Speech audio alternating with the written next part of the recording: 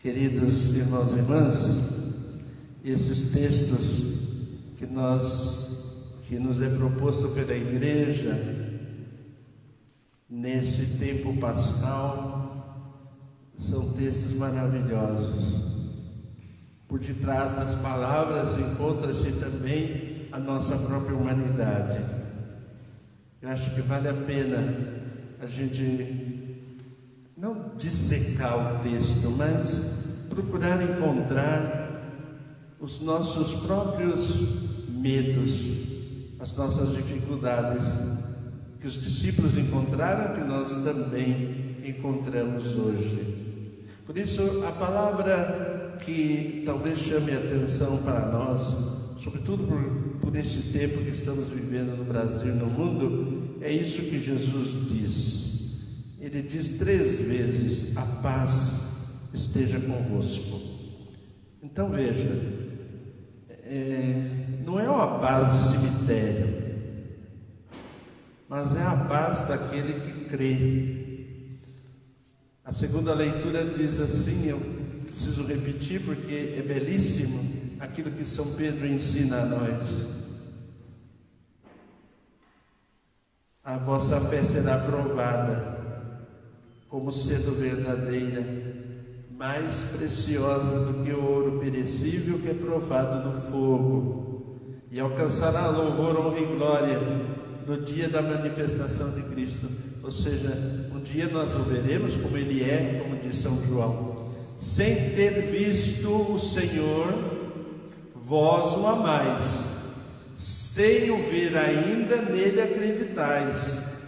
Isso será para vós fonte de alegria indizível e gloriosa, pois obtereis aquilo que acreditais, e que a gente também não pode ver ainda, a salvação. Então, a paz que Jesus quer dar nos conduz à salvação, porque não é uma paz daquela que nós alcançamos quando estamos com fome e comemos, sentimos paz, claro, ou não é aquela paz depois de um serviço realizado, mas é a paz do encontro. Talvez a gente poderia dizer o encontro que uma criança faz com a sua mãe. Chora, chora, chora, e a criança é abraçada pela mãe e ela sente paz. Não é porque ela deu comida nem nada, é algo extraordinário, indizível, porque não pode ser visto, não pode ser quantificado, mas é uma paz que a criança alcança e que nos traz a lembrança então da ressurreição de Cristo, a fé em Jesus, que provoca os mesmos sentimentos de uma criança no colo da mãe. Então, a paz, é essa paz que nós queremos para nós hoje e para o Brasil. Isso é misericórdia, misericórdia de Deus. Outra coisa que às vezes passa desapercebido é que aquele dia era o anoitecer do primeiro dia, era o domingo ainda, mas à noite os discípulos estavam reunidos e Jesus fez algo extraordinário: como o Pai, envio vocês também. E soprou sobre eles o Espírito Santo. Olha que beleza, queridos irmãos e irmãs, a igreja nasceu no dia da Páscoa. O Pentecostes, segundo João, acontece no mesmo dia do domingo. Claro, a igreja celebra 50 dias e depois o Pentecostes, como nos ensina o evangelista São Mateus e também São Lucas. Mas aqui é para dizer que uma coisa não se desliga da outra. O acontecimento pascal é o acontecimento também da vida da igreja. A igreja nasce da Páscoa, a igreja nasce da experiência da Páscoa. Ou seja, nós também nascemos na Páscoa. A igreja não é um edifício, a igreja não é tampouco um território. A igreja, como ensina o Concílio Vaticano II, a igreja é o povo de Deus. Um vírus acabou ensinando isso com muita força, que a igreja é também o coração de cada pessoa, de cada família. É ali que o acontecimento pascal se faz necessário, ou seja, é dentro dessa igreja viva, nas casas, nas famílias, ali deve renascer o Cristo pascal. E o que é renascer o Cristo pascal? É a vida nova, o pensamento novo, o comportamento novo, uma atitude nova, uma maneira nova de ver as coisas. Quando acontece uma crise igual a essa que nós estamos vivendo, o ser humano é extraordinário. Por que extraordinário? Porque o ser humano é capaz de se reinventar no momento de crise. Quantas coisas estavam perdidas no emaranhado de situações que vivemos no dia a dia, quantas amarras haviam, e nós acabamos descobrindo que nós estávamos amarrados. Eu não falo somente de crise provocada pelo Covid-19, mas também as crises provocadas pela morte, pelo sofrimento da perda, por uma dificuldade pessoal. Tudo isso faz a gente se reinventar e redescobrir qual é o sentido mais profundo da existência humana. Jesus certa vez dizia: a vida não consiste só na capacidade de adquirir bens, mas a vida consiste na comunhão. Comunhão que é comum união, ou seja, uma vida comum, uma vida de união, uma vida de integração, uma vida de intimidade de um com o outro, para verdadeiramente perceber quem é o outro, e percebendo quem é o outro, eu também acabo me descobrindo em tudo isso. Então, tudo isso começou por quê? Porque Jesus soprou o Espírito Santo no dia da Páscoa. Ali ele mudou tudo. Então, Páscoa é nascimento da igreja, Páscoa é vida nova.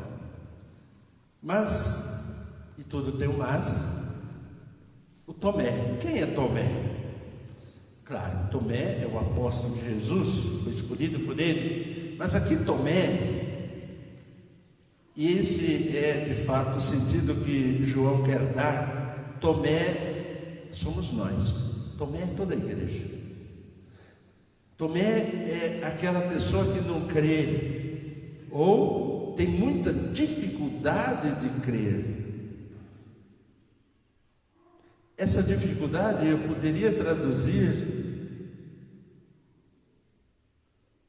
com a incredulidade. Às vezes, aconteceu com os discípulos também. Certa vez Jesus os discípulos de Jesus estavam numa barca.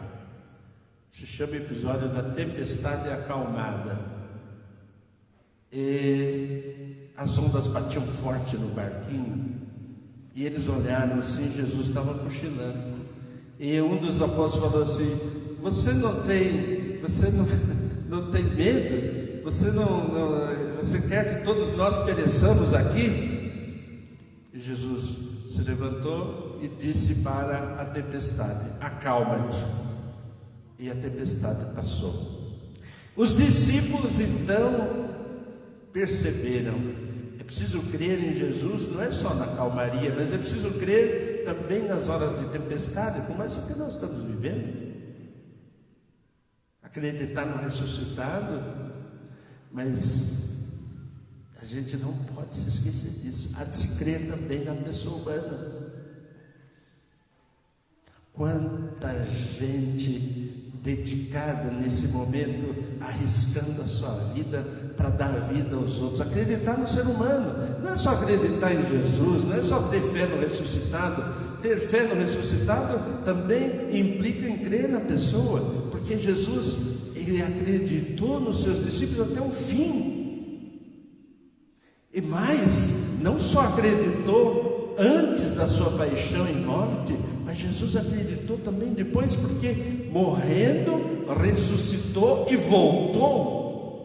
E voltou para quem? Voltou para aqueles que não acreditavam nele. Ele voltou depois de ser traído, ele voltou depois de ser crucificado, de estar sozinho na cruz, no sofrimento. Ele voltou. Depois que Pedro negou, ele voltou. Depois que os apóstolos largaram, ele voltou. Por quê? Por que Jesus voltou? Porque ele acredita na pessoa. Então nós, eu, você, aí atrás da câmera, você também precisa acreditar. Acreditar em quem? Em Jesus, claro, mas precisa acreditar nas pessoas também.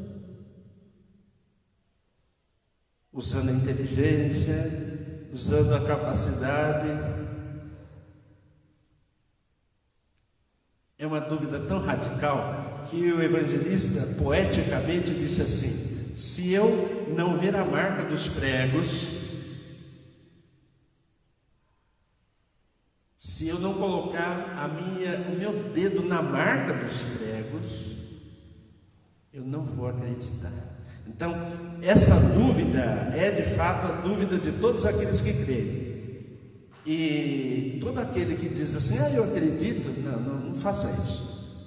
Não é tão simples assim, só dizer de boca eu acredito. A gente só consegue acreditar depois que a gente é provado. O apóstolo Pedro diz: como ouro que é perecível é provado no fogo, só alcançará louvor em glória aquele que acreditar no ressuscitado. E ele diz ainda: Jesus é o Cristo. Acreditar que Jesus crucificado é o ressuscitado. O que ele está querendo dizer para nós? Está querendo dizer o seguinte: que você e eu, mesmo sofrendo o que estamos sofrendo, nós ressuscitaremos. Por isso é necessária uma fé no invisível, naquilo que a gente não pode ver ainda. Mas o que é a fé? A fé, diz a carta aos Hebreus, é assim: é você olhar para o futuro, mesmo não vendo ele muito adiante, trazer ele bem pertinho de você. Vale a pena. Como a gente está tendo bastante tempo em casa, capítulo 11 da carta aos Hebreus, leia. Foi pela fé que Abraão deixou, foi pela fé que Moisés, e assim ele vai citando vários personagens da Sagrada Escritura que tiveram fé. Mas ele define a fé desse modo bem simples: fé é trazer o futuro para o presente. E aí você tem força, você tem coragem. Por quê? Porque diante de toda a crise, você consegue caminhar. Quando essas coisas estiverem acontecendo, diz o evangelista São Mateus, erguei vossas cabeças. Porque quem é deprimido anda com a cabeça baixa. Não, cristão não é deprimido. Ele chora, ele sofre. São Paulo fala que até pode ficar prostrado, mas ele se levanta de novo e começa tudo de novo. E olhando para o alto, porque tem confiança em alguma coisa maior do que ele. A conclusão disso tudo é muito lógica, né? Felizes os que creram sem ter visto. Feliz aquele que acredita nisso. Você acredita? Jesus perguntou isso para Marta: crês nisto? E Marta respondeu: eu creio, Senhor, que tu és o Filho de Deus. Resposta inteligente. Resposta inteligente de Tomé: meu Senhor e meu Deus. Ou seja, me perdoe, eu creio. Eu estou fazendo a experiência do ressuscitado agora. Me ensine. Nós também, queridos, não julguemos muito nem Tomé e tampouco não julguemos Judas. A gente não sabe o que se passa dentro de um coração de uma pessoa. São grandes ensinamentos que devem nos ajudar a viver uma vida de fé. A vida de fé é, como eu disse no início, crer em Jesus, mas crer também nas pessoas. Para finalizar, estes foram os sinais escritos. Jesus Cristo é o Filho de Deus, mas muitos outros sinais foram escritos, mas estes para que tenhais vida no nome dele. Então quem crê em Jesus vai ter vida no nome dele, e nós vamos fazer todo o esforço possível para crer no nome dele. Por isso o Papa Bento dizia o seguinte: a palavra de Deus é nosso alimento, assim como a Eucaristia. A gente não está podendo comungar presencialmente nesses tempos de pandemia, mas esse é o nosso sustento agora, para nos manter fiel. Tua palavra é lâmpada para os meus pés, diz um canto. Então a palavra é luz que ilumina, mas a igreja diz que também a palavra é alimento, como é a Eucaristia. Que essa palavra nos alimente até chegar o dia que nós todos, e será breve, esperamos, a gente poder se encontrar de novo para celebrar esse mistério de fé. Certamente quando nos encontrarmos, nós vamos dar muito mais valor do que dávamos antes da Eucaristia, como nunca antes a gente tinha feito. Talvez a gente volte de novo depois de um tempo, a gente vai esquecendo, né, das histórias, mas com certeza a gente vai passar um bom tempo dando mais valor àquilo que a gente tem nas nossas mãos. Louvado seja nosso Senhor Jesus Cristo.